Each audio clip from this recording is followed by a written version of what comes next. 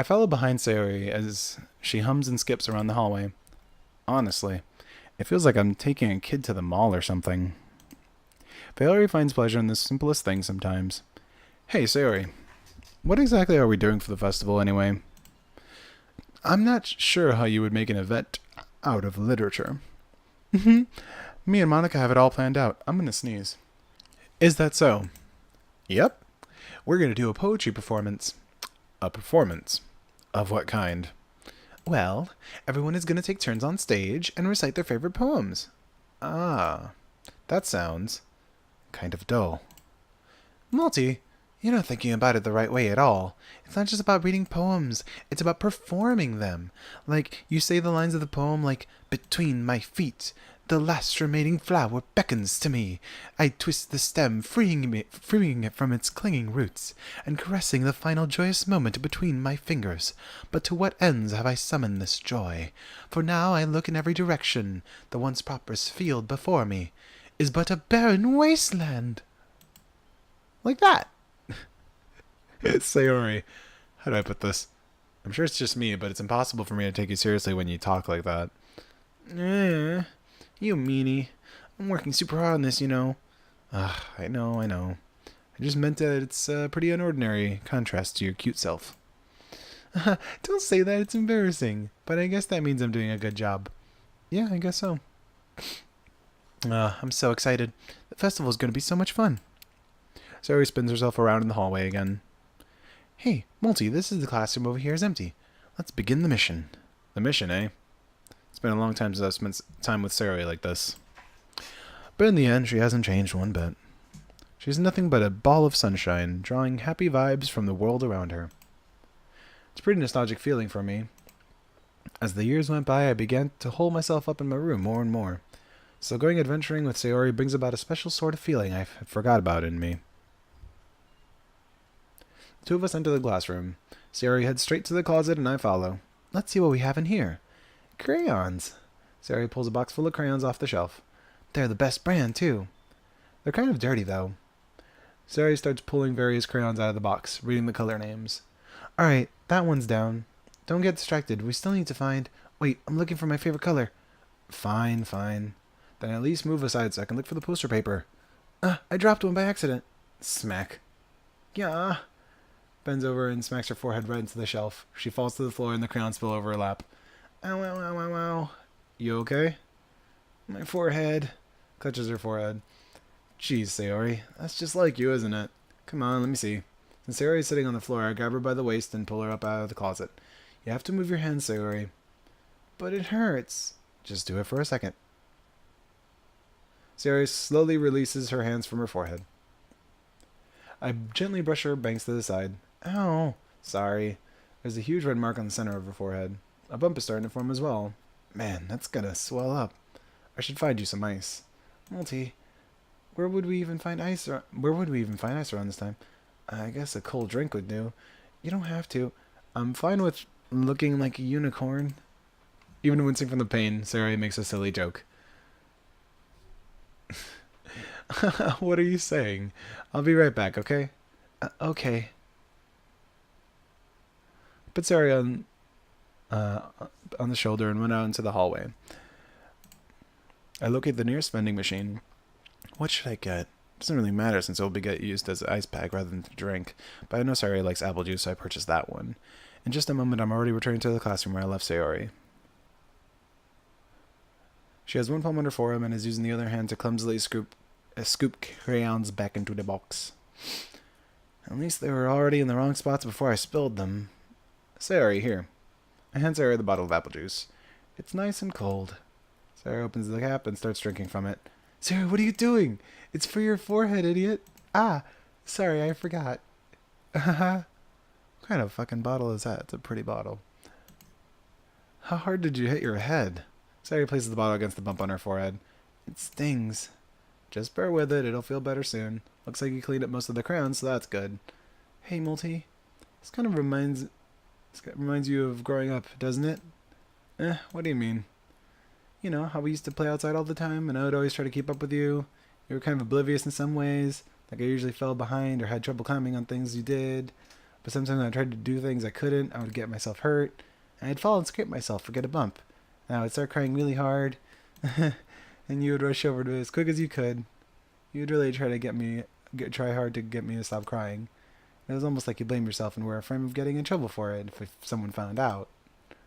Even though it wasn't really your fault at all, you know? Did I really do that?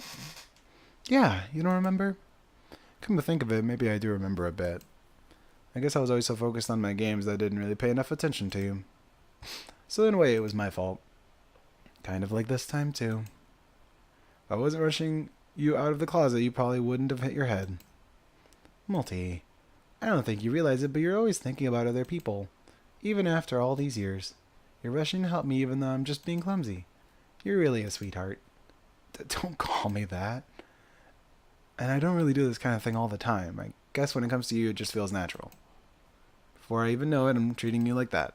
I guess that's what happens when you've been friends for so long. Really? Maybe you're right. Multi, I'm so glad I'm so glad nothing's changed between us. Do you think it'll be like this forever? Forever? If I'm honest to myself, there's no telling where we'll end up. We'll each end up for college or after that. So it wouldn't be fair for me to make any promises. But, well, I hope so. It's been like this so long already, right? Can't imagine you ever changing, so my hopes are up. I'm so happy. There's a whimsical expression in her eyes. We remain silent for a moment. She's so silly and clumsy on the outside that when I see her deep in thought like this, it makes me not want to disturb her. I guess we should go back. I don't want to worry Monica, you know? Good luck with that. She's gonna see your forehead either way. Not if I hide it under my bangs. Sari hops to her feet. She clutches her forehead again. Don't stand up so fast after hurting yourself. Oh, well, I guess it's too late now. Anyway, let's go.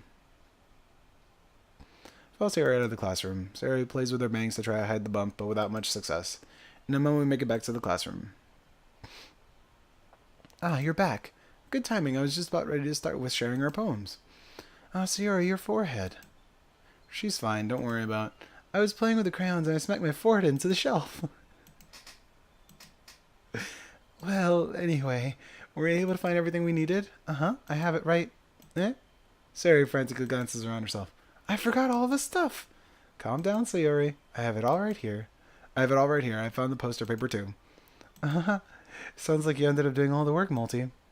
Ah, well, Sayori... I failed to come up with an excuse for Sayori. I made it an adventure. Yeah, that. Okay. In any case, good work. I'll start working on the posters tonight. Me too. Okay, everyone. Are you ready to share your poems? Guess I should grab mine. After making sure the crayon box is closed tightly, I return to my seat.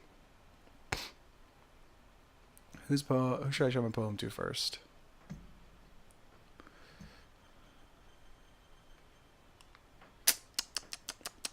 I'm going to save it. Yes. And let's share with Yuri today, why not? I haven't talked to her. Let's see what you've written for today. Well done, Multi. Your skills are already improving. Really?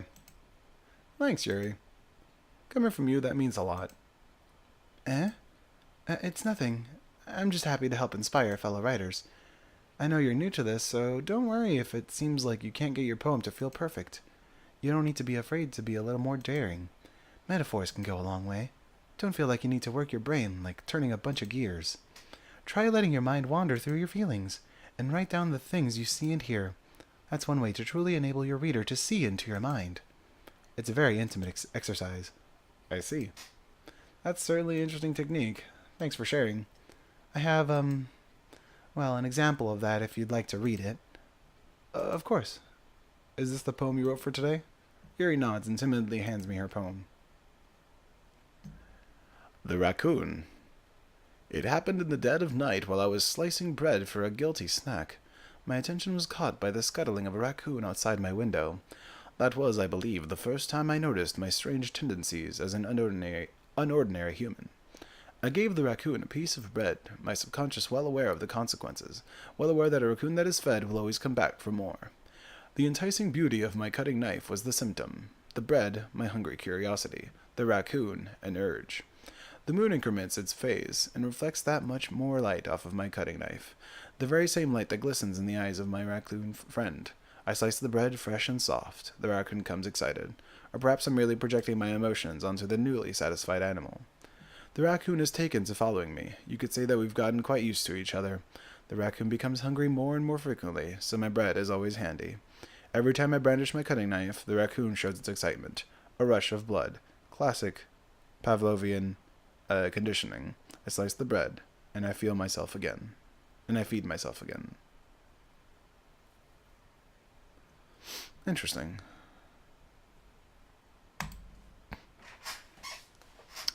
I was a little bit more daring with this one than yesterday's. I can see that. It's a lot more metaphorical. I don't know if that's my fault, but I can't begin to imagine what this poem is about. That's right. It's a bit closer to my preferred writing style, using the poem as a canvas to express vivid imagery and conveying emotions through them. Yeah, I take it if I take it at face value, then I can't even figure out what it's supposed to mean. Well, I think it's something that different people can relate to in their own way. I wanted to express the way it feels for me to indulge in my more unusual hobbies. It's those sorts of things I'm usually forced to keep to myself, so sometimes I enjoy writing about them. Why do you keep them to yourself? Because they're embarrassing, and people would make fun of me. Don't you have anything like that, Multi? Well, yeah, I guess I do. I feel like everyone has a little something like that. The best we can do is respect each other and our individualities. Even if it's difficult sometimes, some things make us uncomfortable. After all, if I hadn't learned to embrace my own weirdness, I would probably hate myself.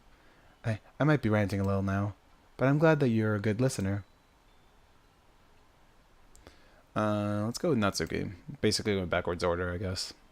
Well, it's not really any worse than your last one, but I can't really say it's any better either. Phew. Huh? Phew. What? Well, anything that isn't a train wreck, I'll take as a win. And I get the feeling you're probably the most critical. Hey, what makes you... Wait, maybe that was a compliment.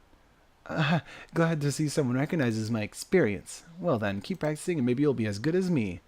That's, something tells me Natsuki completely missed the point. Come to think of it, this kind of reminds me of Sayori's poem from yesterday. You think so? Yeah, well, I guess if you've been friends with her for so long, you might be on the same wavelength. But you never really struck me as her type. Sayori has a type all of a sudden? Well, I don't know, but honestly, how can someone so fluffy spend so much time with someone like you? It's like she's dragging around a dead weight.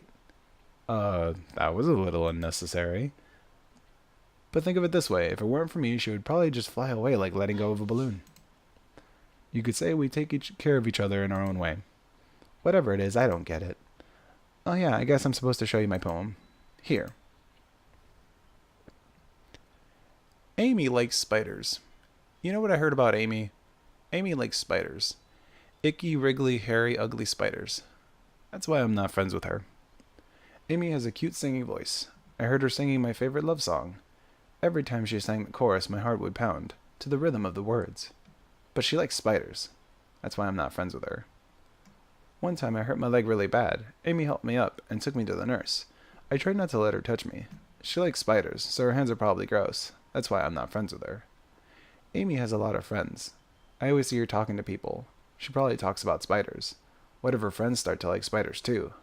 That's why I'm not friends with her. It doesn't matter if she has other hobbies. It doesn't matter if she keeps it private. It doesn't matter if it doesn't hurt anyone. It's gross. She's gross. The world is better off without spider lovers. And I'm gonna tell everyone. This one's dark. I don't like this one. Oh my god, Natsuki. What's wrong? What's happened to you, my dear child? Not bad, right? It's quite a bit longer than yesterday's. Yesterday's was way too short. I was just warming up. I hope you didn't think that was the best I could do. No, of course not. Anyway, the message is pretty straightforward in this poem. I doubt I have to explain it. Sometimes you can explain complicated issues with much simpler analogies, and it helps people realize how stupid they're being. Like anyone would agree that the subject of this poem is an ignorant jerk. Ooh. Do you know people like that?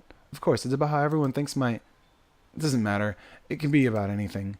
I wrote it to be easy to relate to. Everyone has some kind of weird hobby or guilty pleasure. Something that you're afraid of People will find out, they'd make fun of you or think less of you. But that just makes people stupid. Who cares what someone else likes as long as they're not hurting anyone and it makes them happy? I think people really need to learn to respect others for liking weird things. That's funny. Yuri wrote about something similar today. Huh? Did you say Yuri? Yeah. She said her poem was about unusual hobbies of hers. I didn't really get it, but she said something similar to you. People shouldn't make each other feel insecure about those things. Really? Well, I guess Yuri's pretty weird, so I wouldn't doubt that she has some weird hobbies. Damn. Not that there's anything wrong with that. Oh, it's not like I would judge her or anything. Tsuki has trouble finding her words. I guess I should try not to be so mean to her. If she feels insecure about her weird behaviors and stuff, I mean, I always hate people who make me feel insecure. And Yuri made me feel insecure yesterday. But the way you put it sounds like she's learned her lesson. Well, I would say so. Even if her writing style is really different, I'm sure she'll appreciate the message in your poem. It's what I do best, after all. I don't like writing unless there's a good message to take away from it. Like conveying emotions is important. But I want to make people think, not just feel. Remember that. I'm going to write a good one for tomorrow, too, so look forward to it. Alright, let's go... Sayori. ... Multi, I really love your poems. I can't believe you've been hiding these from me. I'm not hiding anything. But your poems are so good. Yesterday's and this one too. You can't tell me you haven't done this before. I mean, you're really the only one who feels that way, so... No way. Not even Natsuki. Well, I guess Natsuki is the least likely to admit how she likes something. But I don't think it's that. What do you mean? Well, I guess I'll be honest about it. It's a lot easier to write poems when I'm thinking about you. Multi, how forward of you. What? Stop thinking about weird things, idiot. It just means you're a really expressive person, I guess. How am I supposed to write poems about my own stupid life? But you somehow make everything in your life an adventure, even the little things. Like cooking. Let's not talk about that. So yeah. I guess what I'm saying is that I can feel more feelings through you than I can feel through myself. We have that kind of weird connection. It's your fault for getting in my business all the time. I don't know if I understand. Sigh. You never understand when I try to explain things to you, do you, Sayori? But Sayori's head. Hey, I'm not a kid, you know. Are you sure about that? Maybe. Sayori starts fiddling with her pencil between her hands. Hey, Multi, will you give me your poem? I kind of want to keep it. Huh? Why? Because, well, it's the first time you've written something for me. But, Sayori, you completely misunderstood. I didn't write this for you.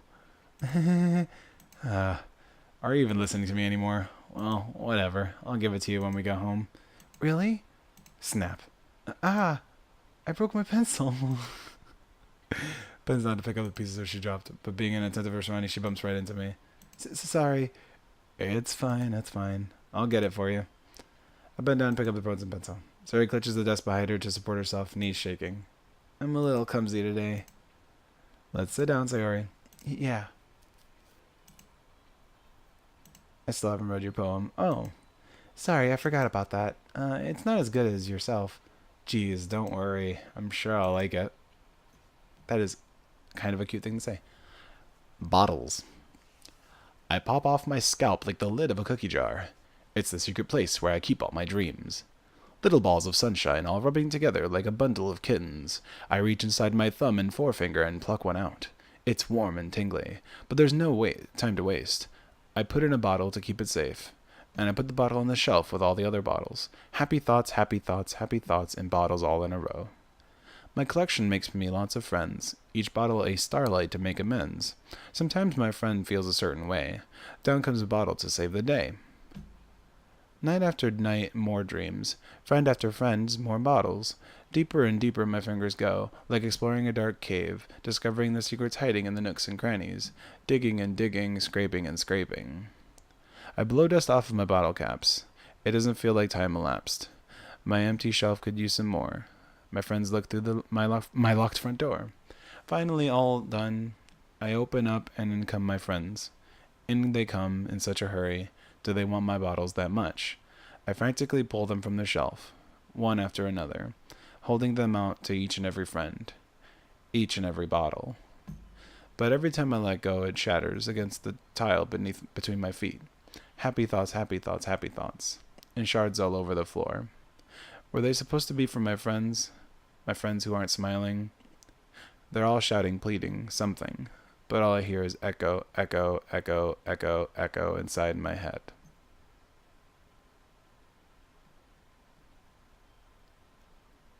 That sounds very depressed, low key. That bothers me.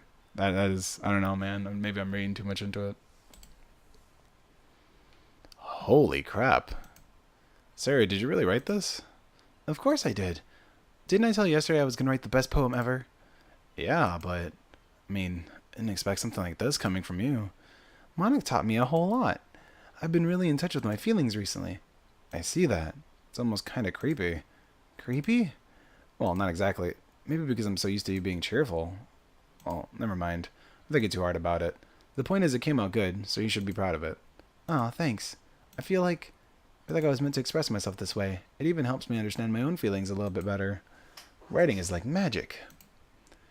You've gotten pretty passionate about this, huh? I hope you keep it up. Yeah, writing's the best. I'm gonna keep writing until I die. Oh, God. Don't get ahead of yourself. Sarah's always had a habit of getting obsessed with something before dropping it no more than a week later. I wonder if this is one of those times, but seeing the passion in her eyes makes it hard for me to be pessimistic. Alright, last person. Hi again, Multi. How's the writing going? Alright, I guess. I'll take that. As long as it's not going bad. I'm happy that you're applying yourself. Maybe soon you'll come up with a masterpiece. I wouldn't count on that. You never know. Want to share what you wrote for today? Sure, here you go. I give my poem to Monica. Alright. It's pretty good. Makes me think of Sayori, like that other one you wrote. You two are like the dynamic duo. That's kind of exaggerating it. Yeah, probably. But you do spend a lot of time with her, even in this club, don't you? Then again, I don't blame you for being a little shy. I'm not shy, it's just... I'm just teasing. I know it takes a bit of time to make friends with everyone, but Yuri and Natsuki are super interesting people, so don't be afraid to give them their share of time. And you can talk to me every now and then, too. It's not like... I'm not like unapproachable or anything, am I? No, it's nothing like that. I'm just still getting used to being here. Yeah. I'm sorry if I was putting pressure on you or something. I really didn't mean it like that. No, don't worry. I get what you're saying. Well, alright. But anyway, you want to read my poem now? I like the way this one turned out, so I hope you do too. Alright, let's take a look. Save me. The colors, they won't stop. Bright, beautiful colors. Flashing, expanding, piercing. Red, green, blue. An endless cacophony of meaningless noise. The noise, it won't stop. Violent, grating waveforms. Speaking, screeching, piercing. Sine, cosine, tangent. Like playing a chalkboard on a turntable. Like playing a vinyl on a pizza crust. An endless poem of meaningless. Load me.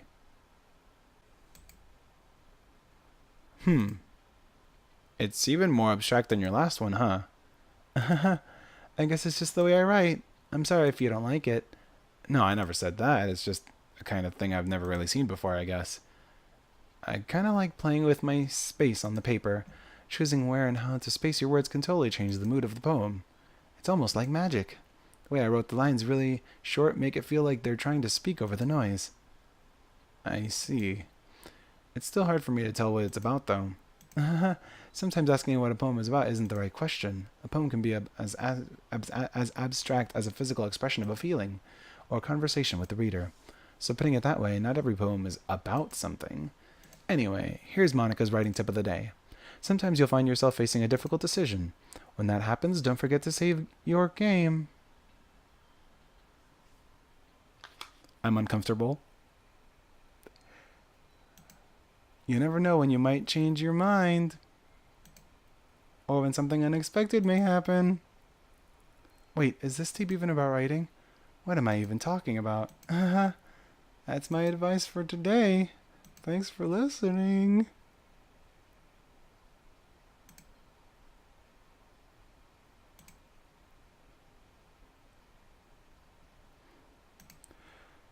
I'm very uncomfortable. That got to me. I am very uncomfortable. Okay, everyone, we're all done reading each other's poems, right? I have something extra planned today, so everyone can come sit at the front of the room. All right, I'm just going to end it there because that scared the shit out of me. See you guys next time.